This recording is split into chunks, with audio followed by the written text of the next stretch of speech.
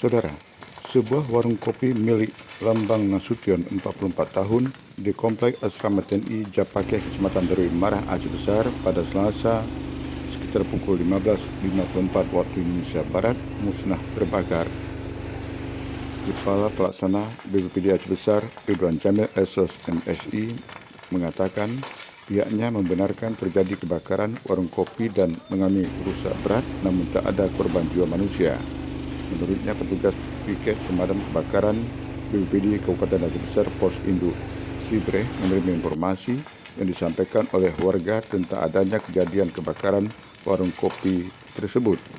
Setelah menerima informasi, petugas langsung berkoordinasi dengan Pos Pekanbadak untuk membackup melakukan penanganan pemadam kebakaran tersebut. Ridwan Jamil mengakui untuk penyebab terjadinya musibah kebakaran sumber api dari selang gas meledak atau bocor yang langsung disambar api, namun untuk kepastian sudah dalam penyelidikan. Petugas pemadam kebakaran BPBD Kabupaten Aceh Besar dalam menyikapi kejadian itu mengerahkan 4 unit armada pemadam kebakaran ke lokasi kejadian, 3 unit dari Pos Induk Sibreh, 1 unit dari Pos Pekanbadak, dan dibantu 2 unit dari armada pemadam kebakaran Kota Banda Aceh.